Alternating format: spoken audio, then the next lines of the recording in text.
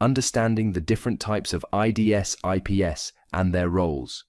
We have multiple layers of security, like firewalls, content filtering, anti-malwares.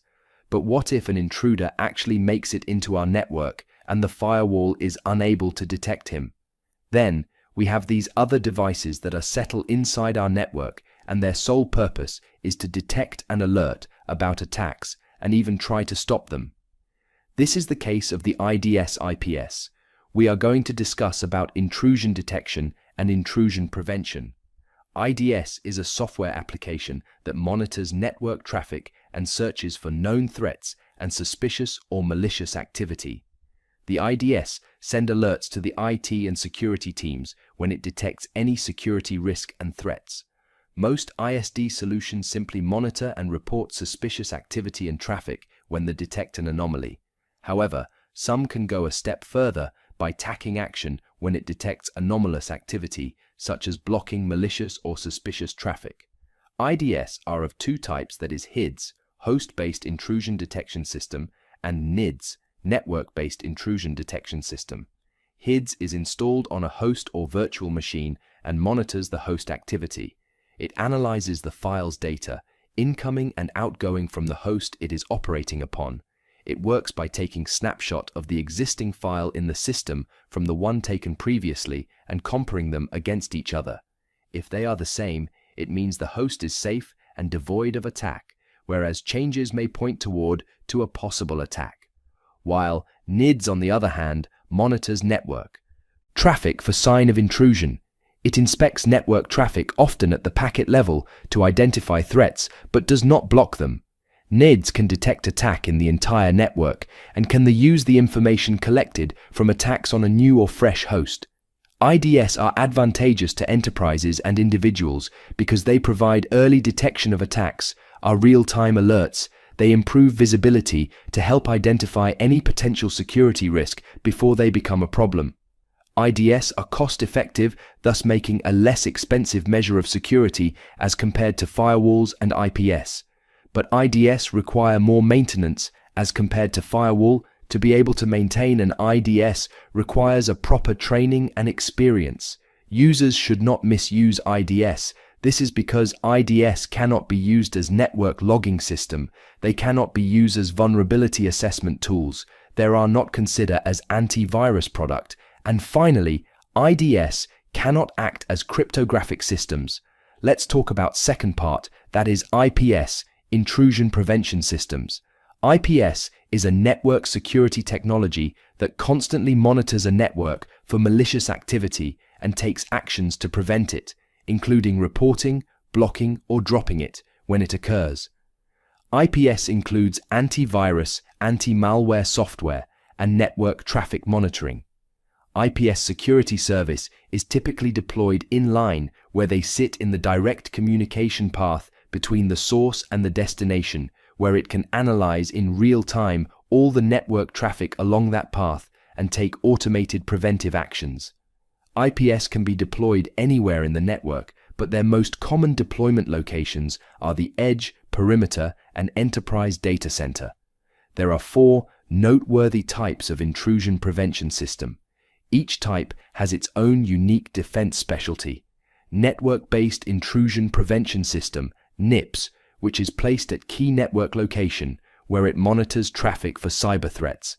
The wireless intrusion prevention system, WIPS, which monitors Wi-Fi network, act as a gatekeeper and removing unauthorized devices.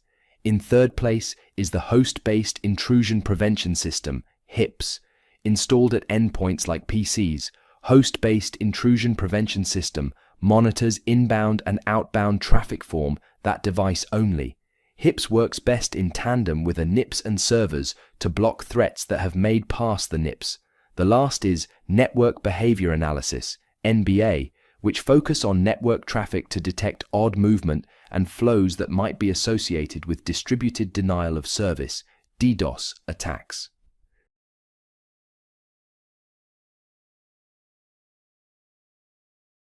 What are proxy servers?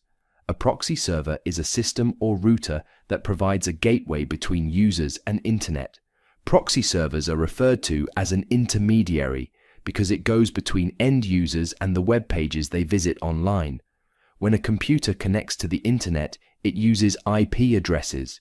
This is similar to your home street address, telling incoming data where to go and marking outgoing data with a return address for the devices to authenticate. Proxy server is essentially a computer on the internet that has an IP address of its own. Proxies provide a valuable layer of security for your computer. They can also be set up as a web filter or firewall protecting computer from the internet threats like malware. So, how does a proxy server function? Like we said, each computer has an IP address. Think of this IP address as your computer's street address. Just as the post office knows to deliver your mail to your street address, the internet knows how to send the correct data to the correct computer by the IP address. A proxy server is basically a computer on the internet with its own IP address that your computer knows. When you send a web request, your request goes to the proxy server first. The proxy server then makes your web request on your behalf, collects the response from the web server, and forwards you the web page data so you can see the page in your browser. When the proxy server forwards your web requests, it can make changes to the data you send and still get you the information that you expect to see.